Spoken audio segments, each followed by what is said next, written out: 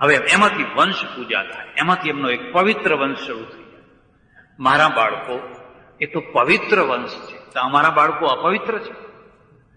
પવિત્ર વંશ તમારે ત્યાં જ આવે છે, બાકીના બધા અપવિત્ર છે. અનુયાયીઓને બુદ્ધિ નથી હોતી, અનુયાયીઓને સમજણ નથી હોતી.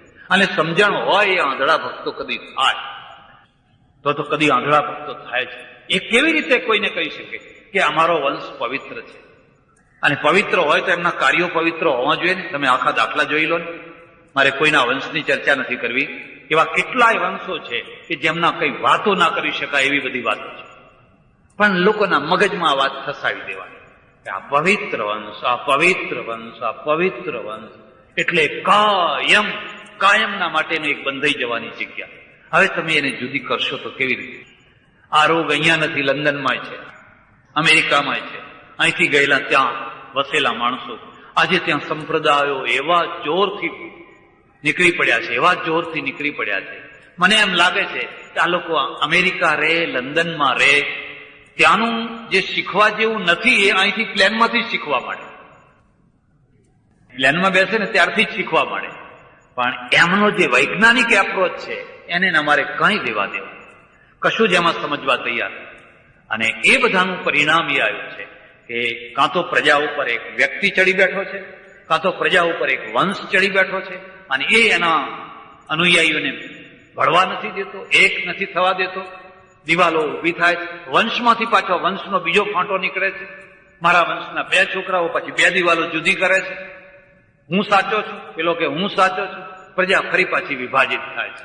અને આ વિભાજન અને વિભાજનનું પરિણામ આવે છે દેવો જુદા, ઈષ્ટદેવો જુદા, મંત્રો જુદા, ઉપાસનાઓ જુદી, પ્રસાદના રૂપ જુદા, કર્મકાંડો જુદા, બધું જુદું જુદું. હવે તમે દુનિયાની 1લા નંબરની પ્રજા કેવી રીતે થઈ શકે?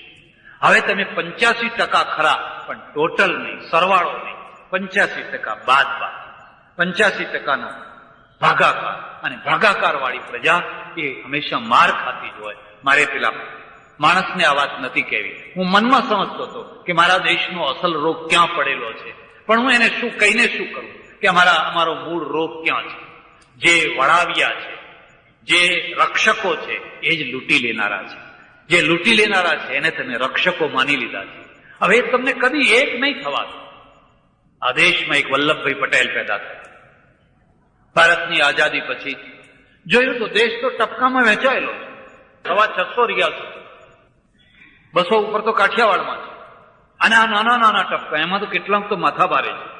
નિઝામ હૈદરાબાદ કે જુનાગઢ, આવા કેટલાય સ્ટેટો છે. એ બધાને જો એને એ રીતે રાખવામાં આવ્યા હોત તો આજે 40 વર્ષ પછી તમારી દશા શું?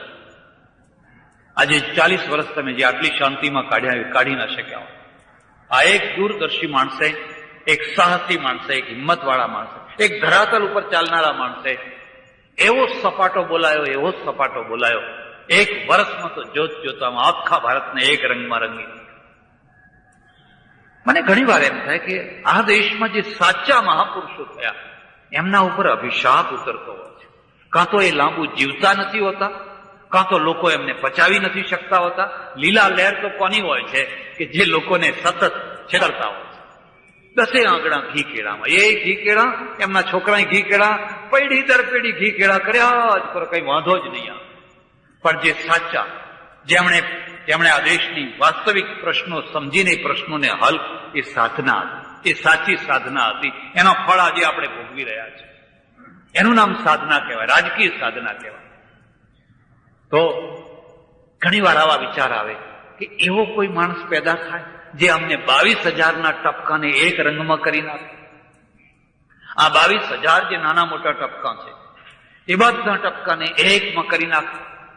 અને કાશ્મીરનો હિન્દુ હોય કે કન્યાકુમારીનો હિન્દુ હોય, રાજસ્થાન દ્વારકાનો હિન્દુ હોય કે ગુવાહાટીનો હિન્દુ હોય, એ બધામાં તમને એક રૂપતા દેખાય. મેં જોયું, અહીંયા આખી દુનિયામાં ફરીને જોયું. મુસલમાનને મળે છે, અસ્સલામ વાલેકુમ એમ બોલે છે. કાશ્મીરમાં બોલે છે, કન્યાકુમારીમાં બોલે છે, આસામમાં બોલે છે, દ્વારકામાં બોલે છે. આ એક રૂપતા થઈ. આ સરવાળો. તમારે બોલવાના કેટલા પ્રકાર છે? કોઈ વાત જ જવા દો. કેટલા પ્રકાર છે? એ તો પ્રકારનું એક મહાભારત લખાય, એટલા પ્રકાર છે. એનું એક પુસ્તક લખાય. અને કેટલાક લોકોને તેવા જડબે સલાહ કર્યા છે કે આ બોલે તો જ બોલાય, બીજું બોલે તો ના બોલાય. મારા ઓળખીતા એક સજ્જન છે, અમેરિકામાં રહે છે, સ્વામિનારાયણ સંપ્રદાયમાં ગયા. મને સ્વામિનારાયણ સંપ્રદાય ઉપર પ્રેમ છે, મને સાધુઓ ઉપર મારા ઘણા મિત્રો છે. હવે એમાં પણ પરિવર્તન આવે છે, હવે એમાં થોડીક જાગૃતિ આવવા માંડી છે. 25 વર્ષ પહેલા જે મેં એનું રૂપ જોયું હતું એના કરતા આજે ઘણું રૂપ સુધરવા માંડ્યું છે. હવે લોકો મળતા થયા, હળતા થયા. આ ભાઈ છે, એમની એક ખાસિયત છે, તમે એમને ટેલિફોન કરો, એ તમને ટેલિફોન કરો અને પહેલો શબ્દ જો જય સ્વામિનારાયણ ના બોલો, તરત જ એ ટેલિફોન નીચે મૂકી દે. તરત જ. અહીંયા દેશમાંથી એમના સસરાએ ફોન કર્યો અને બહુ મહત્વનું કામ, જરૂરી કામ. પેલા સામે કહ્યું જય સ્વામિનારાયણ, એટલે આને જય સ્વામિનારાયણ કહેવાની વાત ભૂલી ગઈ. પેલા તરત જ ફોન નીચે મૂકી દીધો. આનું નામ ધર્મ પ્રેમ નથી. આ કઈ પ્રેમ નથી, આ તો ધર્મ જનૂન છે, આ તો ધર્મ મોહ છે. આ ધર્મ મોહ છે. બરાબર છે. મને સ્વામિનારાયણ ઉપર પ્રેમ છે, મને જય શ્રી કૃષ્ણ ઉપર પ્રેમ છે. કોઈ જય યોગેશ્વર કહે તો હું જય યોગેશ્વર કહું, મને કોઈ જૈન દેખાય તો હું પોતે જ એને જય જિનેન્દ્ર કહું. એટલા માટે કહું એ રાજી. મારા માટે તો કોઈ ભેદ છે જ. મારા માટે તો એક જ પરમ તત્વ છે, એને જિનેન્દ્ર કહો તો એ છે, સ્વામિનારાયણ કહો તો એ છે. મારે હવે કોઈ ભેદ છે. પણ એ રાજી થતો હોય તો હું બોલું ભાઈ લે તને રાજી કરું, કારણ કે મારે સરવાળો કરવો છે, મારે બાદ નહીં તો હું બોલું એ જ તું બોલે તો જ બોલું છું, તું બોલે એ હું નહીં બોલું. આ દેશનું થશે શું? આ 85% પ્રજા માર ખાય નહીં તો બીજું ખાય શું? પછી આમાં એકતા આવશે તો કેવી રીતે આવશે? એટલે આપણા સામે કેટલાય ગંભીર પ્રશ્નો છે. એમાંનો પહેલો ગંભીર પ્રશ્ન છે આ સંપ્રદાયો. હું એમ ઈચ્છું કે જે મહત્વના અને મુદ્દાસરના અને સૈદ્ધાંતિક રીતે જે સંપ્રદાયો હોય રહેવા જ, એનો કોઈ વિરોધ નથી. પણ જે વગર કારણ વાત વાતમાં આજે મંડળો ઉભા કરે, પરિવારો ઉભા કરે, 10નું અહીંયા એક ફોટો લઈને બેઠા હોય, 10 માણસો અહીં બેઠા હોય, આ લોકો આમની નિંદા કરતા હોય, આ એમની નિંદા કરતા હોય, પ્રત્યેકનો ગુરુ એક મંડળ બનાવીને બેઠો હોય. મને ઘણી વાર લોકો કહે તમારું કઈ મંડળ કરો ને, તમારી એક સંસ્થા ઉભી કરો ને. મેં કહ્યું ના, હું એમને મરી જઈશ. કારણ કે હું મંડળ ઊભું કરીશ, જો મેં ધાર્યું હોત તો મેં વર્ષો પહેલા કર્યું હોત, કરી શક્યો હોત ને કંઈક થોડું ઘણું કંઈક હું પણ જમાવી શક્યો. તો એ મંડળ મને સુપરમેન બનાવી દેશે, એ લોકો મને સુપરમેન બનાવી દેશે. પછી એ મને વળગશે, મારા વિચારોને નહીં વળગે, મારા સિદ્ધાંતોને નહીં વળગે, એ મને વળગશે. અને મને વળગશે એટલે આમાં ને મારામાં કશો ભેદ નહીં, કઈ ફરક નહીં. આજે તમે જોજો ગાંધીજીના સિદ્ધાંતોને વળગનારો વર્ગ બહુ થોડો છે, ગાંધીજીને વળગનારો મોટો છે. જો ગાંધીજીને કંઈ કહો તો લાકડીઓ લઈને મારવા દોડે. ગાંધીજીને એવું ના કહેવાય. બાકી ગાંધીજીના સિદ્ધાંતને તમારે તોડવા આવે તો તોડો, કશો વાંધો. કારણ કે આપણે તો વ્યક્તિને માનીએ છીએ અને પછી વ્યક્તિના બચાવમાં જીવન ખર્ચી નાખીએ છીએ. સિદ્ધાંતોને નથી માનતા. સિદ્ધાંતોના, કારણ કે લક્ષ્ય નથી. પશ્ચિમમાં અને પૂર્વમાં આ બે મુદ્દાના ભેદ છે. આ બે મુદ્દાના ભેદ છે. સાબરમતી આશ્રમ ક્યાં સુધી? જ્યાં સુધી ગાંધીજી હોય ત્યાં સુધી. વર્ધાનો આશ્રમ કે પવનારનો આશ્રમ ક્યાં સુધી? જ્યાં સુધી એક કેન્દ્રનો માણસ છે ત્યાં સુધી. એ માણસ ખસ્યો નહીં, એ ટોળું બધું વિખરી ગયું, અનાથ થઈ ગયું, નિરાશ્રિત થઈ. પછી વળી કોઈ બીજી વ્યક્તિને ખોળવાનું, પછી બીજી વ્યક્તિ મળે તો એને વળગી લેવાનું, એ મરી જાય તો ત્રીજીને ખોળવાનું. કારણ કે આપણે વ્યક્તિ શોધક છીએ, વ્યક્તિ પૂજક છીએ. પણ તમે એના સિદ્ધાંતોને વળગો ને. આજે એક સાબરમતી આશ્રમમાં જઈને જુઓ શું દશા છે. હવે સાબરમતી આશ્રમનું પુનર ઉદ્ધાર થઈ શકે ખરો? નવો ગાંધી પેદા કરી શકો તમે ખરા? નહીં. આપણે બીજા કોઈને વળગવાનું, ત્રીજા કોઈને વળગવાનું, ચોથા કોઈને વળગવાનું. આપણે ટીમબદ્ધ નથી થઈ શકતા, આપણે સરવાળો નથી કરી શકતા, કારણ કે આપણે લક્ષ્યમય જીવન નથી જીવતા. અને જો લક્ષ્યમય જીવન તમે જીવી શકતા હોવ, હું હોઉં કે ન હોઉં, ગાંધીજી હોય કે ન હોય, પણ તમારું લક્ષ્ય એનું એ જ છે. અમેરિકાની પ્રજાને કે બ્રિટનની પ્રજાને આજે ચિંતા નથી કે આ થેચર નહીં હોય તો અમારું શું થશે. કારણ કે ઘર ઘરમાં બધા થેચર જ છે. બધી સ્ત્રીઓ થેચર જેવી છે, બધા પુરુષો થેચર જેવા છે. એ વ્યક્તિને નથી વળગતા. આપણે આપણી આ દશા છે. અને આ દશામાંથી જો છૂટવું હોય, તમારે 85% જો સરવાળો કરવો હોય, અને સરવાળામાં જ તમારું ભવિષ્ય છે, બાદબાકીમાં તમારું કોઈ ભવિષ્ય નથી. જો એ સરવાળો કરવો હોય તો તમારા સામે આ વિકલ્પ છે. કાં તો આ 20,000નું રક્ષણ કરો અને બરબાદ, કાં તો એ 20,000નું વિસર્જન કરો, એકતા કરો ને બહાદુર બનો, બળવાન બનો. હા, એ 20,000 બળવાન બને અને તમે બળવાન બનો એ કદી શક્ય જ નથી. 600 રજવાડાના દેશમાં રહે, 625 રાજવીઓ રાજ કરે અને આ દેશ બળવાન બને જેમ કદી શક્ય નથી. એમ આટલા બધા સંપ્રદાયો, આટલા બધા પરિવારો, આટલા બધા મંડળો, આટલા બધા જાત જાતના ગ્રુપો, આટલા બધા વિભાજન, આ બધું ચાલુ રહે અને તમે એક દુનિયાની શક્તિશાળી પ્રજા ધાર્મિક રીતે બનો એ કદી શક્ય. આ કરશે તો આ કામ કોણ કરશે? ઉપરથી કોઈ લાકડી લઈને આવશે? વલ્લભભાઈ પટેલ જેવો કોઈ જાદુઈ લાકડી લઈ આવશે? નહીં. આ કામ તો તમારે કરવાનું છે, આજથી જ કરવાનું છે. તમારા મનમાં નક્કી કરી લો, હું હિન્દુ છું, હું ભારતીય છું. મારો નાનો મોટો કોઈ સંપ્રદાય હોય ભલે ભલે, એમાં મને મોહ ના રહેવો જોઈએ. એની જે જમા બાજુ છે એનો મને પ્રેમ રહેવો જોઈએ. પણ મારું ભવિષ્ય તો વિશાળ પ્રજાની સાથે સંકળાયેલું છે અને આ વિશાળ પ્રજા સાથે જો કોઈ પણ રીતે બાદબાકી કરવામાં મારો સંપ્રદાય આડો આવતો હોય તો મારે સંપ્રદાયની તિલાંજલિ આપવી. જો એ બાદબાકી કરાવતો હોય તો, જો એ વિભાજન કરાવતો હોય તો, જો એ વિખવાદ કરાવતો હોય તો, જો અમને હળીમળીને એ રહેવા ના દેતો હોય તો મારે એમાંથી જુદા થવું. મારે એક વિશાળ ગ્રુપ બનાવવું છે. હું બધે ફરીને આવ્યો અને જાપાનમાં રોડ ઉપર બેઠો, તમને નવાઈ લાગશે.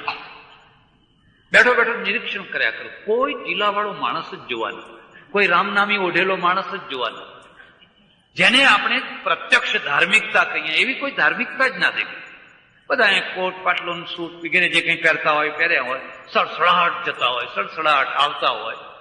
દરેકના ચળકતા સરસ મજાના કપડાં છે. કોઈ ભિખારી ના દેખાય, કોઈ પીળા ચહેરાવાળો માણસ ના દેખાય, કોઈ લાચાર ચહેરાવાળો માણસ ના દેખાય. સડસડાટ જતા આવતા હોય અને હું ને મારી ડ્યુટી, હું ને મારું કર્તવ્ય, હું ને મારી જવાબદારી, એ સિવાય એને કાંઈ લેવા દેવા નહીં. મને એમ થાય આ લોકોને એમની ડ્યુટી ઉપર, અને કોઈ માણસ જુઠ્ઠું ના બોલે, કોઈ તમને છેતરે નહીં, કોઈ દુકાનમાં ઓછું ના આપે, કોઈના સાથે કોઈ છેતરપિંડી ના કરે. આનું નામ ધર્મ, આનું નામ પ્રજાને સુખી કરવાનો માર્ગ. અહીંયા રોડ ઉપર આપણે બેસીએ એટલે જહાજ જાય. એમાં કાશી ને મથુરામાં તો તમે જુઓ તો અમે બધા વેશ, જાત જાતના વેશ કરીને એવા નીકળ્યા હોઈએ કે તમને ઘણી વાર પૂછવું પડે કે મહારાજ આ કયો સંપ્રદાય તમારો, આ તમારું કયો, આ ફલાણું શું? અને છતાંય તમને કોઈને એમ નથી થતું કે આટલા બધા ધર્મ પ્રચારકો, આટલા બધા ધર્મ સાધુઓ હોવા છતાં આ દેશ 4થા નંબરની પ્રજા કેમ છે? ભિખારી પ્રજા કેમ છે? પહેલો પ્રશ્ન મને જ્યારે પણ કોઈ પૂછે, પહેલો પ્રશ્ન પૂછે ઇન્ડિયાના છો? હા. બધાને ખાવાનું મળે છે? પહેલો પ્રશ્ન. અને આંખ નીચી થઈ, એટલી શરમ આવે. હું કહું કે અમારે ત્યાં તો અનાજના કોઠાર ભર્યા છે. અમારા ઘરમાં તો 5 ઘઉં પડ્યા હોય છે, 2 મણ ચોખા પડ્યા હોય છે, 2-4 તેલના ડબ્બા પડ્યા હોય છે. તમારી માફક આવડી ડબ્બીઓ નથી લાવતા. પણ એમના મગજમાં વાત ઉતરે, કારણ કે એમણે ટીવીમાં જોયું છે, ઉકરડા ફેંકતા માણસો જોયું છે, ભૂખે મરતા પ્લેટફોર્મ ઉપર સુતેલા, ફૂટપાથ ઉપર સુતેલા, નાગા ભૂખ્યા માણસો સતત ભારતમાં બતાવે જેવું આ છે. લોકો લાવી બધું બતાવ્યા. એટલે એમના મગજમાં એક જ વાત બેસી ગયેલી છે, ભારત એટલે ભૂખમરાનો દેશ. અને વાત પણ ખોટી નથી. જો તમારા ઘરનું ચિત્ર એક ભારતીય ચિત્ર છે તો ઉકરડો કંપોસનાર જે માણસ છે એ પણ ભારતીય છે, એ પણ ભારતનું જ ચિત્ર છે. ઘણા લોકો ઉકળી ઉઠે આપણા ભારતીય માણસો, આ લોકો બધા આપણી ખરાબ વાતો લાવીને બતાવે છે. મેં કોઈ એનો રસ્તો એ નથી કે તમે એને ગાળો, એનો રસ્તો એ છે ખરાબ વસ્તુઓ બંધ કરાવો. તમારે ત્યાં ઉકરડો ના હોય, ઉકરડો કંપોસનારા કોઈ ના હોય, પછી લાવશે શું? ઝોપડપટ્ટી ના હોય, પછી ઝોપડપટ્ટી બતાવશે ક્યાંથી? પણ તમે ઝોપડપટ્ટીને સાબુત રાખો અને પછી ઈચ્છા રાખો કે અમારી ઝોપડપટ્ટી તમે ના બતાવશો, એ કેવી રીતે બની શકે? તમે એમને ઉતારી લાવો, ઉતારી લાવીને બતાવો. શું બતાવશો? ક્યાંય થોડુંક છે, નથી એમ નહીં, પણ ઘણું ઓછા પ્રમાણ. ત્યારે આપણા સામે એક બહુ મોટો પ્રશ્ન છે. ધાર્મિક રીતે આપણી જે અસ્મિતા છે, આપણું જે જમાપાસું છે, એને તમારે સાચવવું છે. કેટલી વાર તમારા મંદિરો તૂટ્યું, કેટલી વાર તમારા આશ્રમો તૂટ્યા, કેટલી વાર તમારી વિદ્યાપીઠો તૂટી, કેટલી વાર તમે બરબાદ પ્રજા થઈ, કેટલી વાર તમે હિજરતો કરી, ક્યાંથી હિજરતો કરી. હવે તમારે આ બધામાંથી બચવું છે. અને બચવું હોય તો તમારો દુશ્મન જેને તમે માનો છો એ દુશ્મન નથી. તમારો દુશ્મન તમારું વિભાજન છે. અને વિભાજન કોણ કરે છે? કોઈ બહારના માણસો આવી નથી કરતા. હું વિભાજન કરું છું. માખીની માફક ઉપાડીને મને ફેંકી દે, હું વિભાજન કરું છું. શિષ્યો કોણ બનાવે છે? અનુયાયીઓ કોણ બનાવે છે? જુદા ટીલાટપ કોણ કરાવે છે? જુદા ગ્રંથો કોણ આપે છે? જુદા ચોકા કોણ કરાવે છે? જુદા દેવો ઉભા કોણ કરે છે? જુદા મંત્રો. અને પછી કોણ એમ કે છે કે તમારે બીજા દેવને નહીં નમવું? કોણ એમ કે છે કે આ મંત્ર સિવાય બીજો મંત્ર નહીં બોલવો? આ તમારા દુશ્મન. આ વિભાજન કરાવે છે. એમાંથી છૂટો. અને જો એમાંથી તમે છૂટી શકો અને એકીકરણ કરી શકો તો જે રાજકીય એકીકરણથી જે પ્રજામાં શક્તિ આવી એનાથી વધારે શક્તિ ધાર્મિક એકીકરણથી આવશે. એનાથી વધારે શક્તિ. પછી તમારે ભવિષ્યની ચિંતા નહીં કરવી પડે કે મારું ભવિષ્ય કેવું હશે, મારા બાળકોનું ભવિષ્ય કેવું હશે. કારણ કે શક્તિનું કેન્દ્ર ધર્મ છે, એકતાનું કેન્દ્ર ધર્મ છે, વિભાજનનું કેન્દ્ર પણ ધર્મ છે. એશિયાની પ્રજા ધર્મના દ્વારા પ્રેરિત થતી હોય છે. પશ્ચિમની પ્રજા હવે ધર્મના ધૂંસળામાંથી બહાર નીકળી ગઈ છે, પણ એશિયાની પ્રજા ધર્મના ધૂંસળામાંથી બહાર નીકળી શકે એમ છે નહીં. જો એ ધૂંસળામાંથી બહાર નથી નીકળી શકે એમ તો એના માટે પહેલો રસ્તો છે કે તમે એક ધૂંસળામાં બધા જોડી. આ તો એક ગાડું એવું છે કે જેની ચારેય તરફ ધૂંસળા જ ધૂંસળા છે. અને કોઈ પૂર્વ તરફ ખેંચે છે ગાડાને, કોઈ પશ્ચિમના ધૂંસળામાં જોડાયો છે, કોઈ ઉત્તરના ધૂંસળામાં, કોઈ દક્ષિણના ધૂંસળામાં. જેટલી દિશાઓ એટલા ધૂંસળા છે અને બધા એ ખેંચી રહ્યા છે. એનું પરિણામ એ આવે છે કે ગાડું તૂટવા માંડે છે. એ બધાને એક દિશામાં કરી દો, સાચી દિશામાં કરી દો. આ કામ આપણા માટે પહેલો પ્રશ્ન છે. હું પરમેશ્વરને હૃદયથી પ્રાર્થના કરું કે આપણા પ્રશ્નોને અમારી પ્રજા, અમારા લોકો સમજે અને આ પરિવારો, આ મંડળો, આ વિભાજનો એને એક કરે, એકતાનું એક રૂપ ઊભું કરે. અને એવું એક રૂપ ઊભું કરે કે તમે એક નાના ગ્રુપના મોહી ન બનો, નાના ગ્રુપના અત્યંત જનૂની ચુસ્ત અનુયાયી ન બનો તો તમે મોટા ગ્રુપના દ્રોહી થઈ જશો. નાના ગ્રુપના મોહી બન્યા નહીં કે મોટા ગ્રુપના દ્રોહી બન્યા નહીં. એટલે હું મારો પરિવાર ચલાવું એટલે લોકો શું બોલે? જય સચ્ચિદાનંદ, જય સચ્ચિદાનંદ. જય સચ્ચિદાનંદ બોલનારો એક વર્ગ ઉભો થઈ જાય. કેમ? કે અમે તો સચ્ચિદાનંદ મહારાજને માનનારા છીએ. અને જેટલા મહારાજ એટલા પછી જયકાર જેવા જુદા જુદા કરવાના. એની જગ્યાએ આપણે એક પરમેશ્વર, એક ધર્મ અને એક ધર્મની અંદર છત્રછાયામાં ભેગી થયેલી એક પ્રજા તરીકે આપણે એનો વિકાસ કરીએ.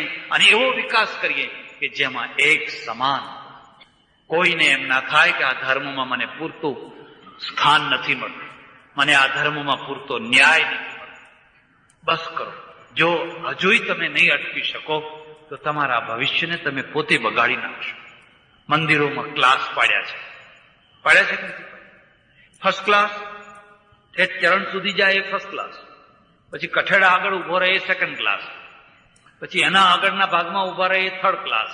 અને કેટલાક લોકોને તો ધજા જ જોવાની. તમને તો અંદર અવાય જ, તમારે તો ખાલી ધજા જ જોઈ લેવાની. તમારો દુશ્મન તો તમારા અંદર બેઠેલો છે. આવો એ બધાને કહો કે અહીંયા એક જ ક્લાસ છે. ક્લાસ પાડનાર પોતે ક્લાસ વિનાના થઈ ગયા. આ ક્લાસોએ તમને ક્લાસ વિનાના કરી દીધા. અને સપ્તાહોમાં પણ એ દશા, સપ્તાહોમાં પણ એ જ ક્લાસ પાછા. થોડાક ગાદી તકિયા ઉપર બેસનારા. એક સપ્તાહમાં મને લઈ ગયેલા ઉદઘાટન કરવા, મારા ઓળખીતા જ મહારાજ હતા. આગળ થોડાક લોકો બેઠેલા, એમના માટે સુંદર ગાદી તકિયા પાથરેલા, પછી પાછળ વાળા માટે એકલા ગોદડા પાથરેલા, તકિયા નહીં પણ એકલા ગોદડા. એની પાછળ માટે જાજમ પાથરેલી, એની પાછળ તો પછી એમને બેસે, બધા જે આયા હોય બેસે, ગમે તે. બન્યું એવું, મેં મારું પ્રવચન શરૂ કર્યું. પહેલી જ જોઈ આગળની ગાદી ઉપર જે એક ભાઈઓ બેઠેલા, વૃદ્ધ ઉંમરના હતા, 65-70 વર્ષના. એ લાંબા થઈ ગયેલા, બેઠેલા નહીં પણ આમ લાંબા થઈ ગયેલા. અને પછી ઊંઘવા માંડેલા. હવે ઊંઘવા માંડેલા, પાછું ધોતિયું થોડું ખસી ગયેલું. હવે આપણે તો ધોતિયું એવું પહેરીએ, પેલું આગળ પાટલી વાળું આમ આગુ પાછું થઈ જાય ને, મોટી ઉંમર ખસી ગયેલું. એટલે મેં પેલા મહારાજને મેં કહ્યું કે આ પેલા ભાઈને જગાડો, એમને કહો કે આમ સીધા થઈને બેસો, આ તો કથા ચાલે છે. મને કે બોલશો નહીં, ઊંઘવા દો. એ ઊંઘવા દો, એ તો દૂધણી ભેંસ છે એમ કે. એ તો દૂધણી ભેંસ છે, કથા સાંભળે તોય ભલે, કથા ના સાંભળે તોય ભલે, આપણે તો દોવા સાથે કામ છે. ને કે આ 9 દિવસ જે કથા ચાલવાની છે ને, એ 9 દિવસ ચોખાનો ખર્ચો એમણે ઉપાડ્યો છે. જેટલા ચોખા જોઈએ એ બધા ચોખાનો ખર્ચો એમણે ઉપાડેલો છે, એટલે એમને ઊંઘવા. મને એમ થયું હું પ્રવચન બંધ કરીને ઉઠીને અહીંથી ચાલતો થયો. જો તમે આ દૂધણી ભેંસો દોવા માટે જ કથાઓ કરતા હો ને, તો અહીંયા કોઈ પરીક્ષિત નહીં થાય, તો અહીંયા કોઈ સુખદેવ નહીં થાય. તો આ કથાઓમાંથી જે પરિણામ આવવા જોઈએ, કશા પરિણામ નથી. તમને થોડુંક દૂધ મળશે, પેલાને થોડા ફોટા પડશે, એને થોડુંક માન પડશે, લોકો દાતાર કહેશે, કોઈ ઉદાર કહેશે, પેપરોમાં એક બે ફોટા આવશે, બધાની વાત પૂરી થઈ ગઈ. અને ખરો જે શ્રોતા વર્ગ બેઠેલો પેલો ધૂળમાં બેઠેલો છે, એ તો બિચારો ત્યાં બેઠો બેઠો હાથ જોડીને બેઠો. એની તમારે કિંમત નથી, એની તો તમને કોડીની એ કિંમત તો કૃષ્ણ કરે. એ શબરીના ત્યાં તો રામ જાય. તમે રામની કથા કરો પણ શબરીના ત્યાં ના જઈ શકો. શબરીના ઝોપડે તમે ના જઈ શકો, રામની કથા કરી શકો. તમે ભાગવતની કથા કરી શકો પણ વિદુરાણીના ત્યાં ના જઈ શકો. દુર્યોધનના જ મેવા ગમે. દુર્યોધનના મેવા મળતા હોય તો પેલી ભાજી ખાવા કોણ જાય? ત્યારે આ ક્લાસ આપણે બંધ કરવું. એક એવું વાતાવરણ થાય કે આ ધાર્મિક સ્થળ છે, અહીંયા હિન્દુ માત્ર ને સરખો અધિકાર છે, કોઈ ક્લાસ નથી. જેટલો અધિકાર મને એટલો જ બીજા કોઈ નથી. તમે જોજો તમે શક્તિશાળી થાવ છો કે તમારો સરવાળો થાય છે કે તમારી બાદબાકી તો તમે જાતે કરાવી છે, તમારા વિભાજન તો તમે જાતે કરાવી છે. અને આપણા રોગને જો આપણે નહીં પહેચાનીએ, આપણા રોગની જો દવા હજુ સમય રહેતો આપણે નહીં કરીએ, તો આપણા ભવિષ્યને આપણી જાતે જ બરબાદ કરી મૂકશું. પરમેશ્વરને હું ફરીથી પ્રાર્થના કરું, અમને સદબુદ્ધિ આપો, અમે અમારા પ્રશ્નોને સમજીએ અને અમારા પ્રશ્નોને સમજી અને અમે એને ખરેખર જેમ વલ્લભભાઈએ 1 વર્ષમાં ભારતના માટે એક વ્યવસ્થા કરી દીધી, એવી અમે થોડાક વર્ષોની અંદર એક એવી વ્યવસ્થા ઉભી કરીએ. હિન્દુ પ્રજા એક શક્તિશાળી પ્રજા. આભાર, ધન્યવાદ, હરિઓમ.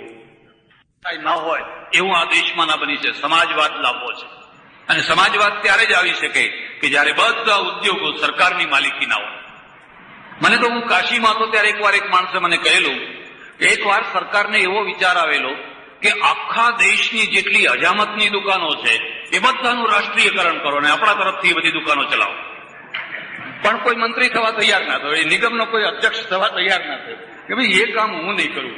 કે આ લોકો હજામત કરવા જાય ને આટલા બધા પૈસા લે, એના કરતા એ વહીવટ આપણે કરીએ. બહુ વર્ષો પહેલા આ દેશમાં એક બીજો ચાણક્ય પેદા થયેલો, પણ કોણ જાણે કેમ આ દેશને સાચા પુરુષો સાથે લેણું નથી. વલ્લભભાઈ ઉપર લેણું ના નીકળ્યું. આજે આપણે બધા યાદ કરીએ છીએ પણ લોકો તો એમને ભૂલાવા માંગે છે. કેટલાક માણસોને યાદ કરાવવા પડે છે અને કેટલાક માણસોને ભૂલાવાના પ્રયત્નો કર્યા પછી પણ એ ભૂલાતા નથી. કેટલાક માણસોને જબરજસ્તી યાદ કરાવવા પડે છે. ટીવી વાળા, રેડિયો વાળા જયારે જુઓ ત્યારે બધું આગળ મૂકતા જાય. ભાઈ નથી જોવું અમારે, આ ત્રાસી ગયા, કંટાળી ગયા. ટીવી ઉપર અમુક ચહેરાઓ જોઈને તો ઉલટી થાય એવું લાગે છે. ભાઈ સાહેબ બંધ કરો હવે આ ચહેરાઓ, તો હવે જોઈને ઉલટી થવા લાગી છે.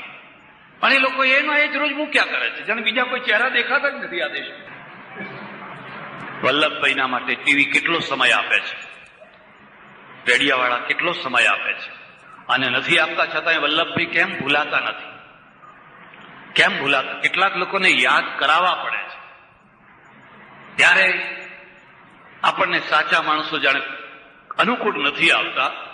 એ ચક્રવર્તી રાજગોપાલાચાર્ય એણે કહ્યું, જો આ દેશને સમૃદ્ધ બનાવવો હોય તો અમેરિકાના રસ્તે ચાલો, રશિયાના રસ્તે નહીં. અને અમેરિકાના રસ્તે ચાલવું એ તો આ દેશ માટે ગાઢ બની ગઈ. જો જરાક કોઈ અમેરિકાની વાત કરે કે અમેરિકાનો પક્ષ લે તો તરત જ લોકો કે આ તો મૂડીવાદી છે, આ તો પૂંજીવાદી છે, આ તો ફલાણોવાદી છે, આ તો આમ છે તેમ છે.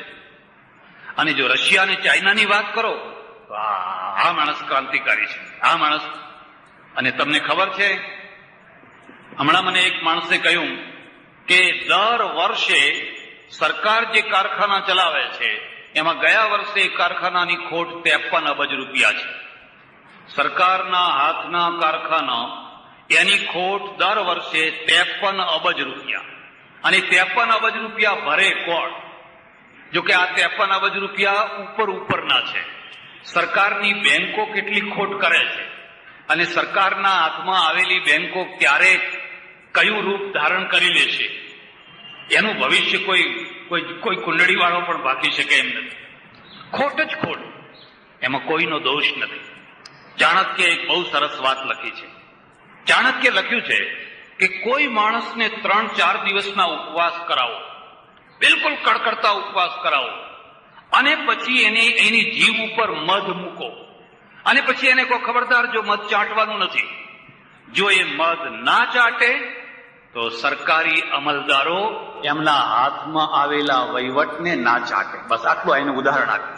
હવે 4 દિવસના માણસની જીભ ઉપર મૂકેલું મધ પેલો તરત ચાટી જવાનું. એમ સરકારી ઓફિસરોના હાથમાં તમે વહીવટ આપો, એમાં થોડાક સારા નીકળવાના, એમાં કોઈ શંકા નથી, એમાં કોઈ શંકા નથી. દુર્ભાગ્ય એ છે કે અંગ્રેજોના સમયમાં ઉપરના માણસો નીચેના માણસોને સારા રાખતા હતા, સાચા રાખતા હતા, ભય પમાડતા હતા. તમારે સારા ને સાચા રહેવું પડશે. આજે ઉલટું થઈ ગયું છે કે ઉપરના માણસો નીચેના સારા અને સાચા માણસોને ભ્રષ્ટ થવા માટેની ધમકીઓ આપે છે. ભ્રષ્ટ થાઓ, જો નોકરી કરવી હોય તો ભ્રષ્ટ થાઓ, જો સાચા ને સારા થયા તો બદલીઓ ઉપર બદલીઓ કરશો, તમને ટકીને રહેવા નહીં દઈએ. અમારે ખેડા જિલ્લામાં બહુ સારા ડીએસપી આજે ડંકો વગાડ્યો, દારૂડિયાઓને ઠીક કર્યા, ફલાણાને ઠીક કર્યા, ગુંડાઓને ઠીક કર્યા, પ્રજામાં બહુ લોકપ્રિય બન્યા. પછી બન્યું એવું કે પેલી પરીક્ષાઓ આવી, અને પરીક્ષાઓમાં એક ગુંડાના છોકરાને નકલ કરતા પકડ્યો. બુટલેગર એનો છોકરો નકલ કરતો હતો, એ પકડાયો, અને પેલા એ રીતસર બધા કાગળિયા કરી નાખ્યા. હું કોઈને માનતો નથી. કાયદો તો ત્યારે જ ખબર પડતી હોય છે, કાયદો જીવે છે કે મરે છે. મારા ઉપર વોરંટ નીકળે ને 2 પોલીસ આવીને મને હાથકડી લગાવીને બજારમાં ફેરવીને લઈ જાય, એમાં કઈ મોટી વાત હતી?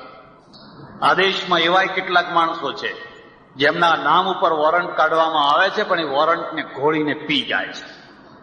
અને દિલ્હીમાં બેઠેલા માણસો વિચાર કરે છે કે હવે જવા દો ને, એમને છંછેડવા સારું નહીં, એમને છંછેડવા સારા નહીં.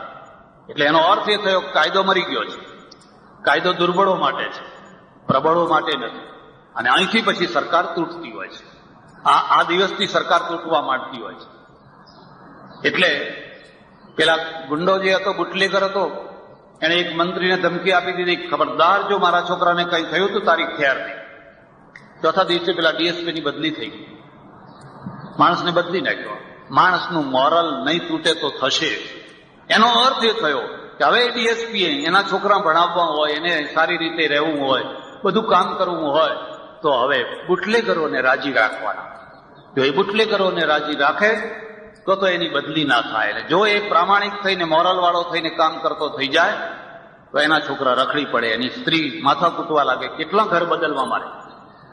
આ સ્થિતિ છે. અને આ સ્થિતિ છે ત્યારે આપણા સૌની પાસે મોટો પ્રશ્ન છે. આ દેશનું અર્થતંત્ર તૂટવાની અણી ઉપર છે. ગુજરાતનું અર્થતંત્ર તૂટી પડ્યું છે. પૈસા મળતા નથી, સરકારમાં વિશ્વાસ નથી. અને એવું બધું થયું હોય તો એનું કારણ શું છે? અને એ બધું નિવૃત્ત કરવું હોય તો એના ઉપાય શું છે? એક જ ઉપાય છે. અને હિંમત કરી અને સરકાર નિર્ણય કરી અને તમામ સરકારી જે વહીવટ છે અર્થતંત્રના, એ બધા છોડી દે. બધા છોડી દે. આ એસટી વાળાએ 40-45% વધારો કર્યા વિના છૂટકો જ નહીં. એટલી ચોરીઓ, એટલી બેફામ ચોરીઓ, એટલા પગારો, એટલા બોનસો, એટલી હડતાલો, અને કોઈની તાકાત નહીં બાયો ચડાવીની સામે થઈ શકે. આ દેશમાં આજે 2 મોટા રાક્ષસો ઉભા થયા છે. 2 મોટા રાક્ષસો, એક યુનિયનોનો રાક્ષસ અને બીજો ગુંડાઓનો રાક્ષસ. એ ગુંડાઓનો રાક્ષસ દેશમાં ગમે ત્યાં બોમ્બ ફોડી શકે છે, ગમે ત્યાં ધડાકા કરી શકે છે. અને યુનિયનોનો રાક્ષસ મોટા ચમરબંધીને પણ કાનની બૂટ પકડાવી શકે છે કે આ તમારે કરવું પડશે. એક તરફ સરકાર પાસે પૈસા નથી, અને બીજી તરફ દર વર્ષે 50, 60, 70 કરોડ રૂપિયા મોંઘવારી ભથ્થું વધારવામાં, ફલાણું વધારવામાં, અને તે 2 વર્ષ પહેલાથી લાગુ કરવાના પાછા. મેં પૂછ્યું કેમ? પૈસા નથી. પણ કે આના વિના ઉપાય નથી, અમારે કોઈ રસ્તો નથી, અમે પહોંચી શકીએ એમ નથી. આ 2 રાક્ષસોને જે પહોંચે એ પરાક્રમી માણસ કહેવાય. અને એવા પરાક્રમી માણસ જ આ દેશના પ્રશ્નોને ઉકેલી શકશે.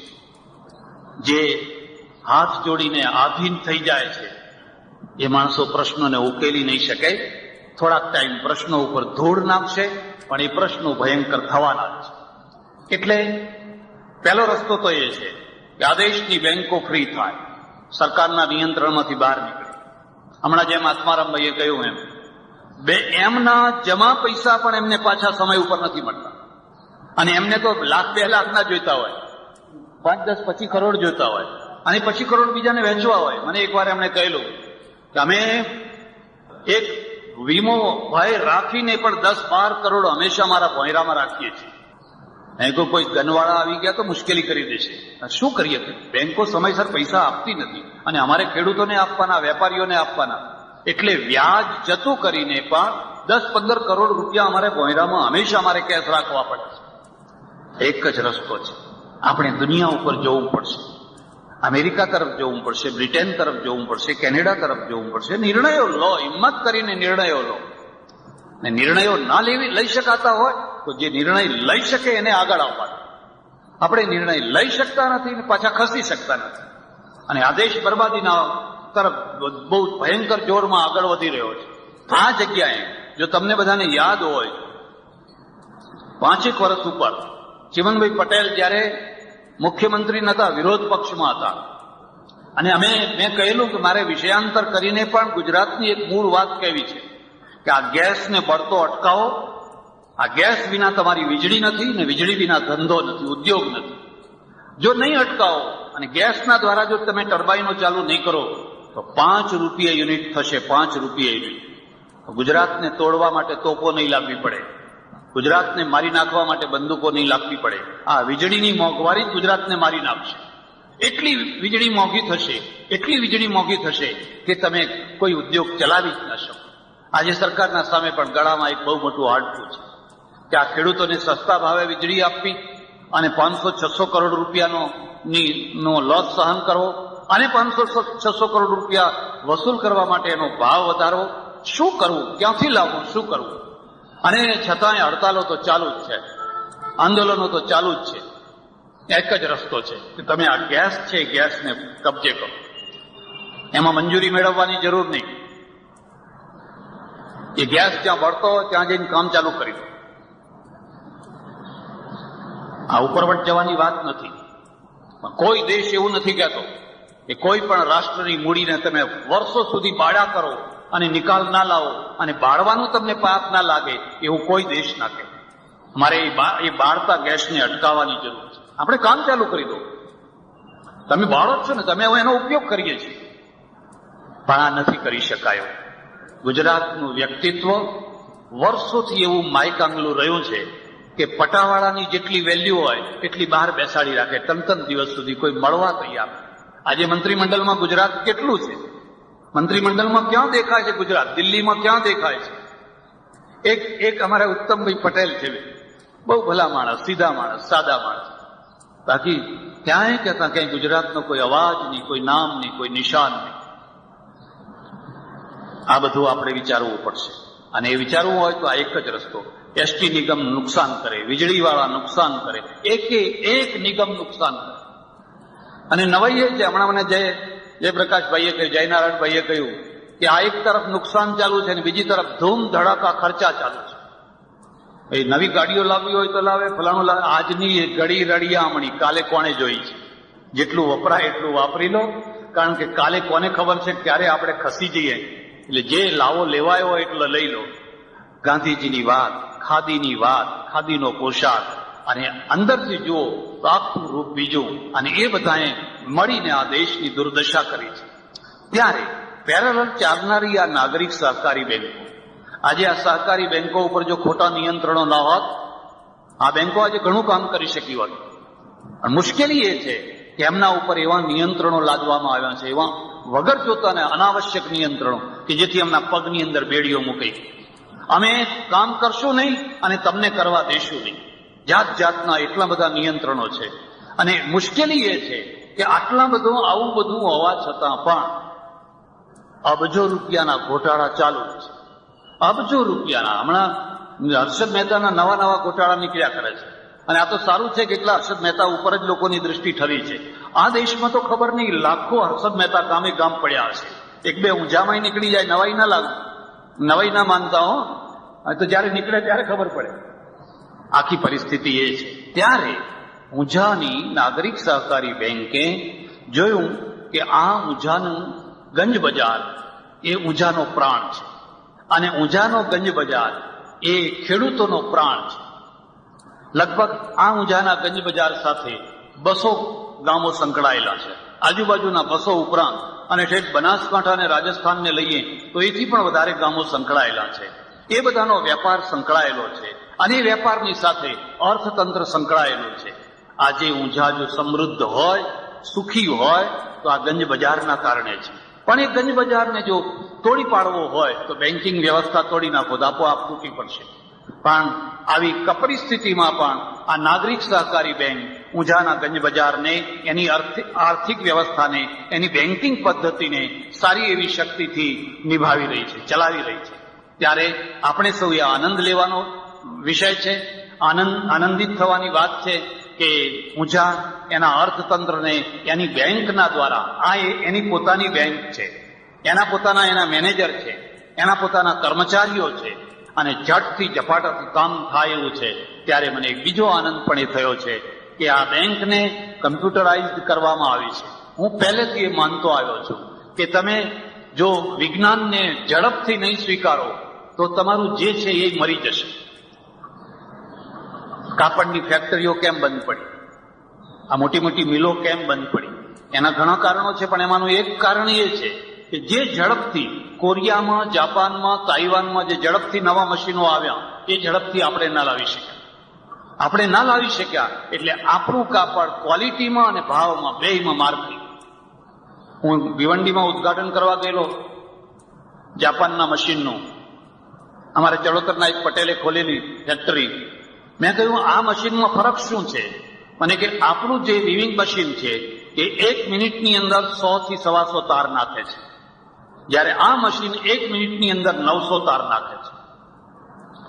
900, અને તે ડબલ પાછો મોટો, બે ટાંકા એક સાથે, અને આખું કમ્પ્યુટરાઇઝડ છે, એટલે જરાય નુકસાની નથી આવતી. આમાં નુકસાનીનું કપડું આવતું જ નથી. એનો કાંઠલો તાર નહીં તોડી નાખતો હોય ને કે કાંઠલાથી આ મશીન ચાલતું જ નથી. આ મશીન તો પાણીથી ચાલે છે, પાણીના ફોર્સથી તાર જાય છે ને પાણીના ફોર્સથી આવે છે.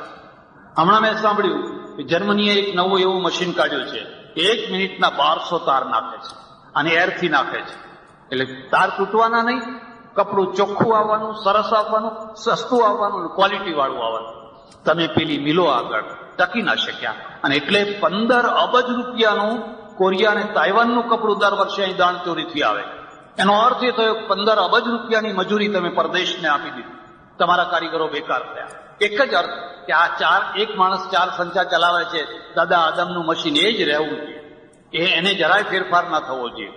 થોડોક ટાઈમ તમને એમ લાગે કે માણસ બેકાર ના થયો, પણ અંતે એ 4 મશીન બંધ પડવાના છે. અંતે તો એ 4 બંધ પડી જવાના છે. એટલે હું એ પક્ષનો છું કે તમારે પ્રત્યેક ક્ષેત્રની અંદર બહુ ઝડપથી વિજ્ઞાનનો સ્વીકાર કરવો પડે, અને વિજ્ઞાનના સ્વીકારની સાથે સાથે જે માણસો બેકાર થાય એના માટે નવી રોજગારીની તકો આપોઆપ ઊભી થવાની. હું એ વાત સાથે સંમત નથી કે પહેલા કરતા દેશમાં આજે બેકારી વધારે છે. આજે 88 કરોડની વસ્તી છે, અને 1947માં 33 કરોડની વસ્તી હતી. એ 33 કરોડની વસ્તીની અંદર જે બેકારી હતી એ 88 કરોડની વસ્તીમાં આજે બેકારી નથી. હા, બેકારી છે તો શિક્ષિતોની છે. મને એક અમેરિકને પ્રશ્ન પૂછેલો, મને કે તમારા દેશની ગરીબી વિશે તમારે શું કહેવું છે?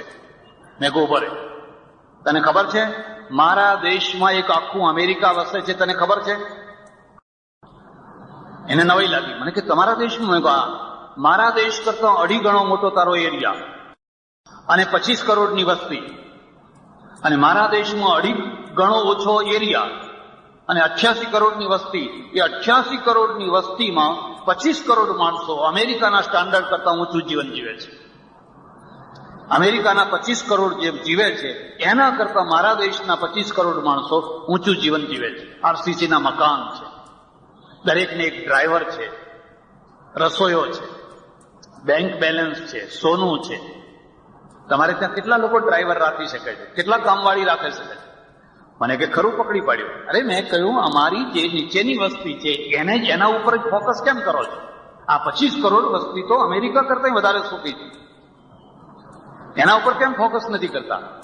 જો આ નીચેની વસ્તી ના હોત ને માત્ર 25 કરોડ હોત તો અમે તમારા કરતા વધારે ધનવાન છે. અમારે ત્યાં 88 કરોડની વસ્તી છે. અને વસ્તીની બાબતમાં એનો એ જ નિયમ, જે વસ્તીના ઓપરેશન કરાવે, જે વસ્તી ઓછી રાખે એને સહન કરવાનું, જે વસ્તી વધારે એને લીલા લહેર કરવાના. વોટિંગ બેંક વધારો અને મદદ લેતા જાઓ. અને જો તમે ઓપરેશન કરાવીને વસ્તી ઓછી કરાવી તો તમે આમે માર ખાઓ ને આમે માર ખાઓ. હું તો એ પક્ષનો છું.